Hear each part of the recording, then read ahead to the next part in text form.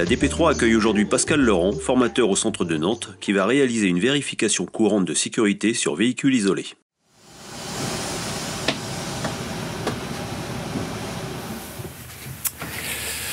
Bonjour, donc aujourd'hui nous allons traiter la partie hors circulation en transport de voyageurs. Donc le jour de l'examen, vous aurez 30 minutes de temps pour l'épreuve. Dans cette épreuve, donc, vous aurez plusieurs items à traiter, notamment 2 socles communs, une fiche écrite, une fiche orale qui ne seront pas traitées dans cette vidéo, et une partie maniabilité.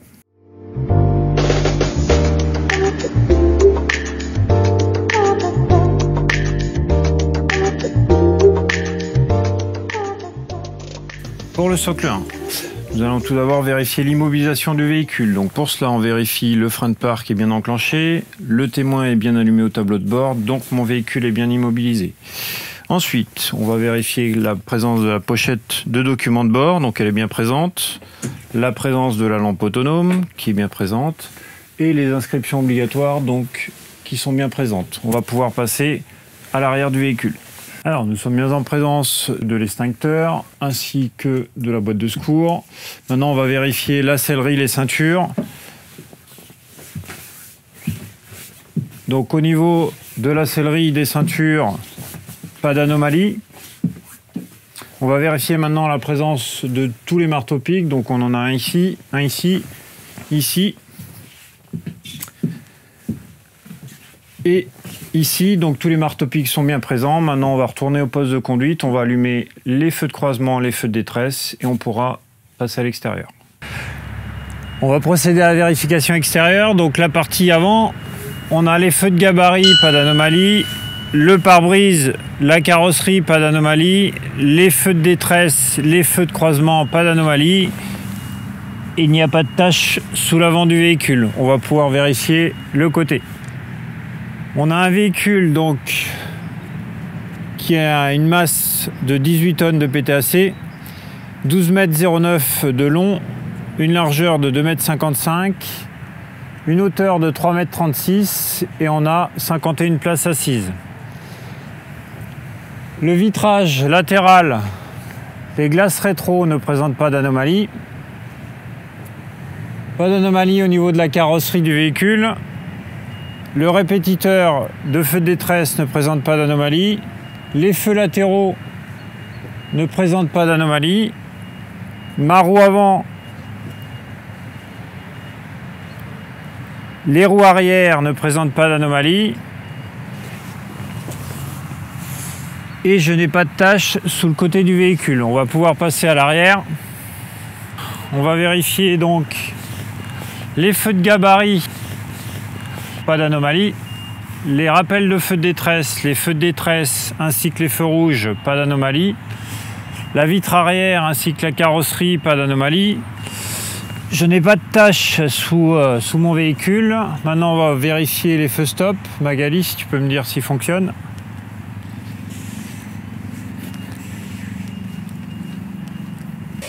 Les feux stop.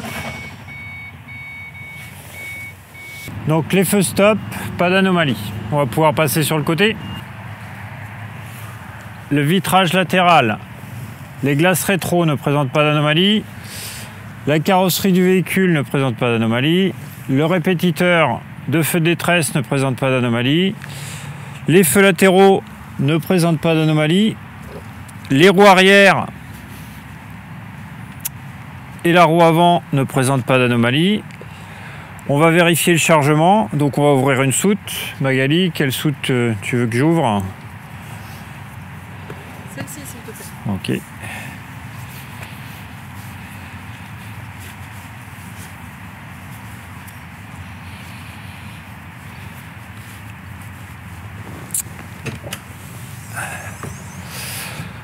Donc absence de chargement, donc pas d'anomalie. Socle 1 terminé, on va pouvoir passer à la suite.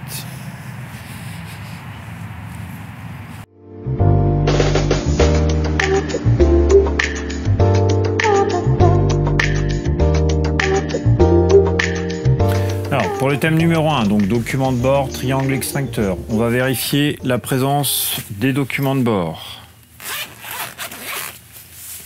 Donc tout d'abord, le certificat d'immatriculation, donc il est bien présent, il correspond bien au véhicule, le contrôle technique donc est valide. On a ensuite l'attestation d'assurance, donc elle est bien présente, elle correspond bien au véhicule en date de validité. Ensuite, nous avons le constat amiable d'accident, donc qui est bien présent.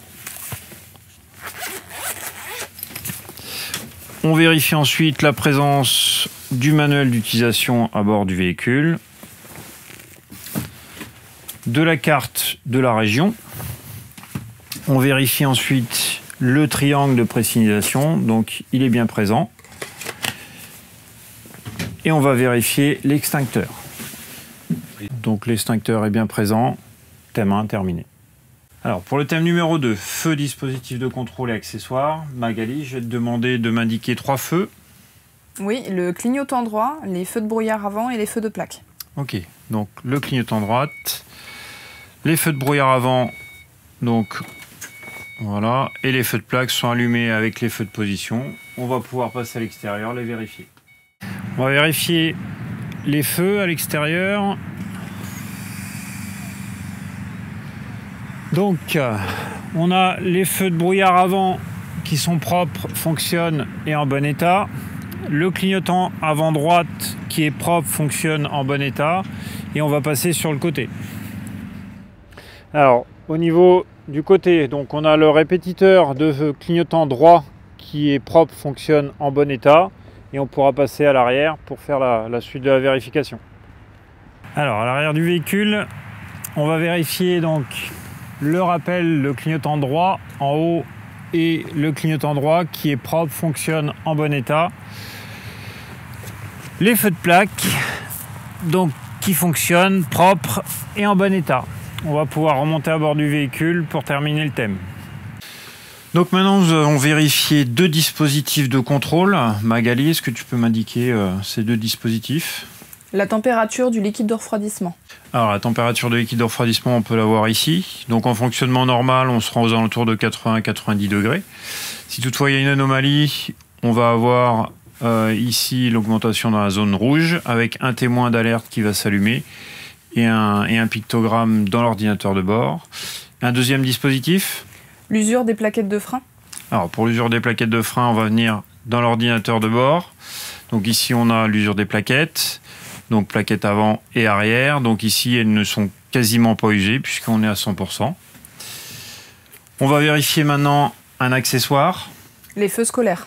Alors les feux scolaires, la commande se trouve ici. Lorsqu'elle est activée, elle permet d'allumer automatiquement les feux de détresse à l'ouverture des portes. Thème 2 terminé. Alors on va effectuer le thème numéro 3. Donc niveau glace, rétroviseur, essuie-glace. Alors sur la partie avant, on a le pare-brise qui est propre, en bon état. Les essuie-glaces qui sont en bon état. On va vérifier le lave-glace, donc qui se situe ici à l'avant. Donc ici on a le niveau par transparence, l'orifice de remplissage se trouve ici. Et on va passer sur le côté. Alors sur le côté du véhicule, les rétros sont bien fixés et en bon état. Les glaces rétro ainsi que le vitrage latéral est propre et en bon état. Pour la déblue, le réservoir se situe ici. Le remplissage s'effectue par ici et le niveau se fera au tableau de bord. On va pouvoir passer à l'arrière du véhicule. Alors à l'arrière du véhicule, on a la lunette arrière qui est propre, en bon état. On va vérifier les niveaux.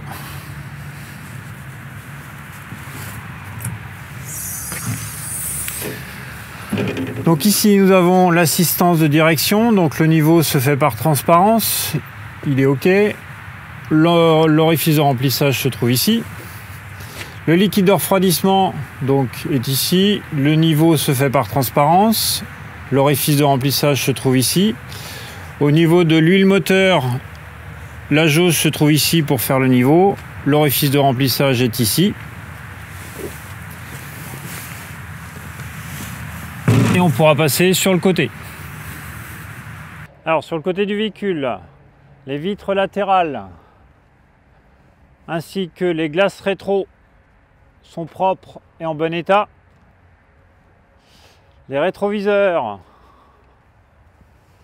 sont en bon état et bien fixés.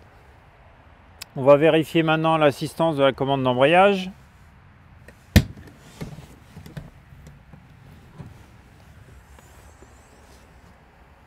Donc l'assistance de la commande d'embrayage se trouve ici. Le niveau se fait par transparence. L'orifice de remplissage se trouve ici.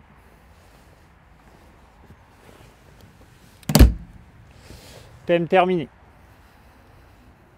Pour le thème numéro 4, pneumatique, roue, suspension, direction, on va vérifier donc la bande de roulement ainsi que le flanc sont en bon état. La pression du pneumatique semble correcte. À l'intérieur ici, il n'y a pas de corps étranger à l'intérieur du jumelage. Les écrous sont tous présents et apparemment bien serrés. Pour la suspension, on vérifie donc le coussin d'air ainsi que l'amortisseur. Il n'y a pas de fuite, ils sont en bon état. À l'arrière ainsi qu'à l'avant, ici, pas de fuite. Ils ont l'air en bon état. On va passer à l'assistance de direction à l'arrière.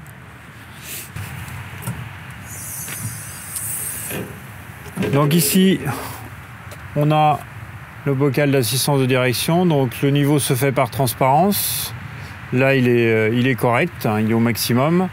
Pour vérifier l'assistance de direction, en avançant sur la manœuvre, on tournera le volant à droite puis à gauche pour vérifier qu'il n'y ait pas de point dur ni de bruits anormaux au niveau de la direction. Thème terminé. Alors le thème numéro 5, les caractéristiques du véhicule.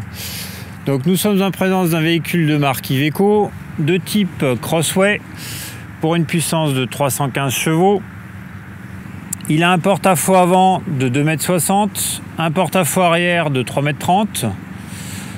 La plaque d'immatriculation ici, elle est bien présente, elle est en bon état. On va pouvoir passer sur le côté, vérifier la plaque de tare qui est bien présente et en bon état.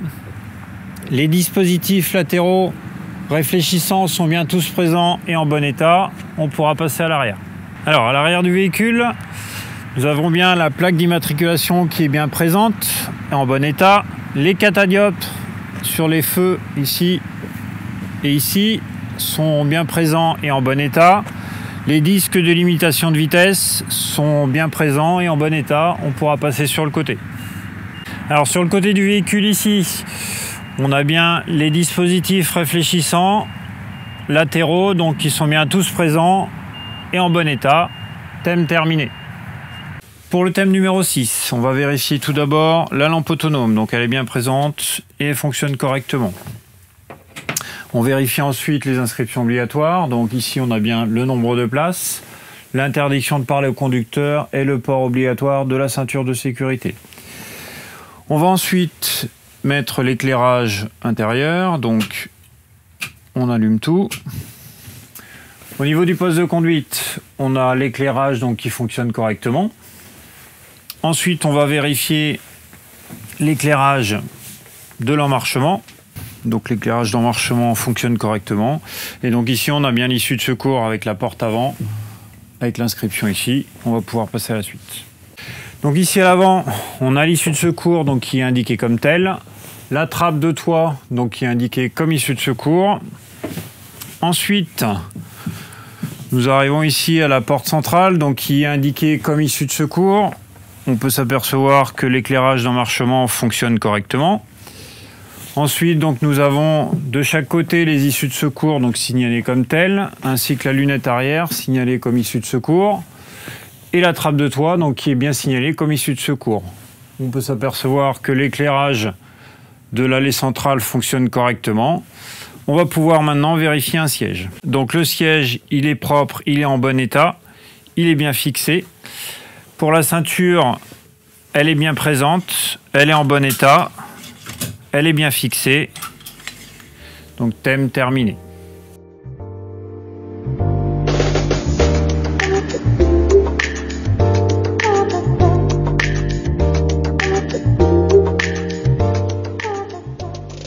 On va procéder au socle 2, donc mise en marche moteur et vérification des systèmes de freinage. Donc on va mettre en marche le moteur. Donc pas d'anomalie au démarrage, pas de témoin resté allumé, ne serait-ce que le témoin du frein de parc. On va pouvoir s'installer au poste de conduite, donc on va régler le siège, le volant et les rétros. Ok. On va pouvoir vérifier les accès, donc on va ouvrir.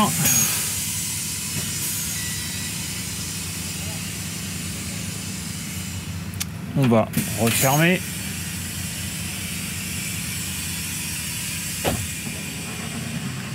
Donc pas d'anomalie à l'ouverture, à la fermeture des portes. On va pouvoir vérifier les systèmes de freinage. Pour cela, on va chercher la pression. Donc la pression est située aux alentours de 10 bars. Je n'ai pas de témoin d'alerte allumé. On va pouvoir vérifier le frein de parc. Donc pour cela, on va enclencher une vitesse.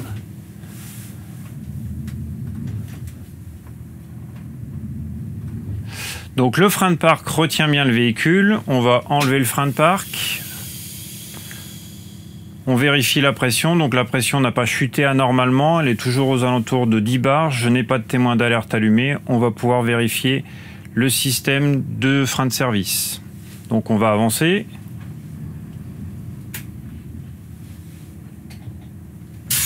Donc en gardant le pied sur le frein, le frein de service arrête bien mon véhicule. Je n'ai pas de chute anormale de pression. Elle est toujours aux alentours de 10 bars. Je n'ai pas de témoin d'alerte allumé. Donc les essais de frein sont concluants. Vérification terminée.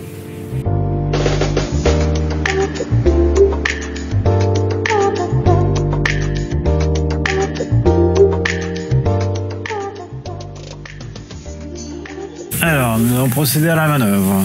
Donc pour cela, on va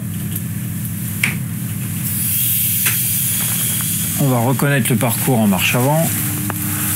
Donc on va sortir du créneau. On va effectuer une marche arrière pour pouvoir s'éloigner des obstacles qu'on a juste en face. On va sortir le nez du véhicule, donc en allant chercher au maximum au niveau de la ligne extérieure.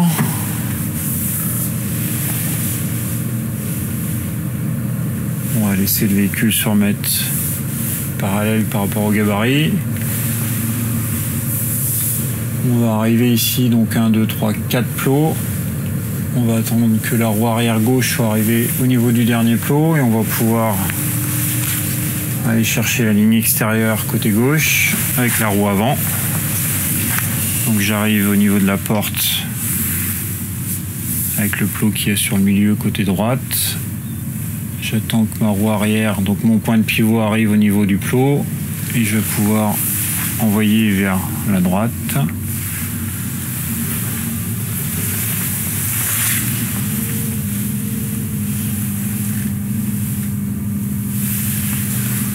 Donc au niveau de la dernière porte ici, donc même chose, j'attends que ma roue arrière gauche soit arrivée au niveau du plot intérieur et je vais pouvoir l'enrouler. Et je vais venir m'arrêter au niveau de la ligne blanche, donc les roues avancent sur la ligne, entre la ligne blanche la petite ligne blanche qu'il y a sur ma gauche et la ligne noire qu'il y a à droite.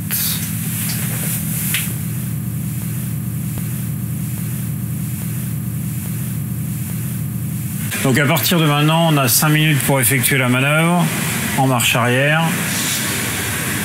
À tout moment, on peut s'arrêter, on peut ravancer à condition de ravancer dans le tracé. On peut descendre. Donc tout ça en 5 minutes et entre les deux lignes qu'il y a sur notre gauche et sur notre droite. Donc là, on laisse partir le véhicule jusqu'à la première porte. Donc on aura la roue arrière gauche qui va arriver au niveau du premier plot, donc on va aller l'enrouler, donc on va aller chercher l'arrière du plot. Donc là j'arrive juste au niveau du plot avec la roue arrière, donc on ne peut pas le toucher. Notre regard va se diriger vers l'extérieur et je vais aller chercher le plot qu'il y a sur la porte suivante.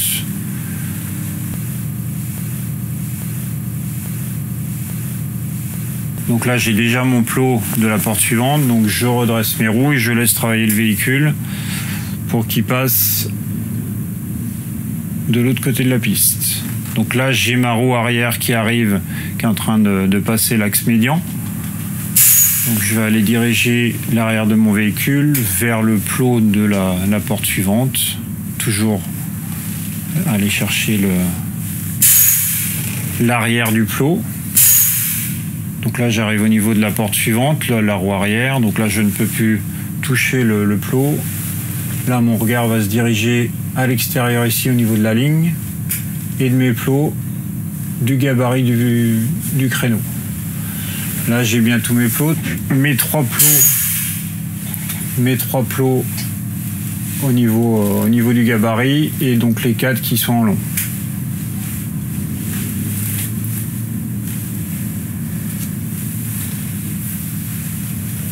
Donc là, les 2 plots les plus importants sont le premier et le dernier, puisque c'est là où je vais avoir le point de pivot. Donc je vais chercher le dernier des 4 plots ici. Donc là, j'ai la roue arrière qui est quasiment au niveau du plot. Là, je vais pouvoir diriger. Donc là, je ne peux plus le toucher. Et là, mon regard va se diriger vers l'extérieur.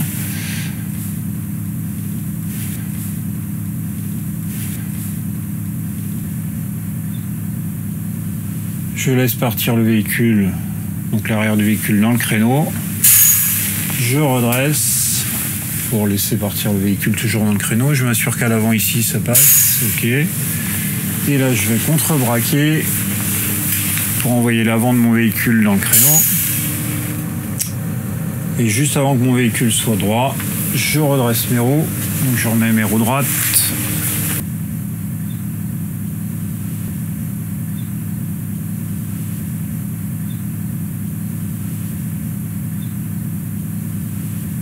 Et je vais vérifier qu'il est bien positionné, donc en descendant.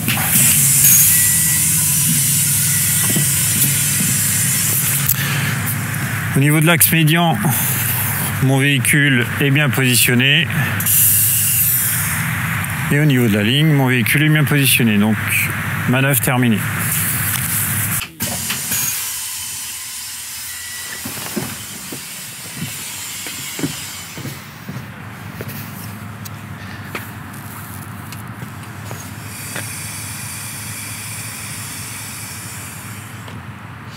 Donc Magali, on arrive au terme de la présentation. As-tu des questions? Non, c'était très clair. Je te remercie pour ta prestation et à bientôt. À bientôt. Au revoir.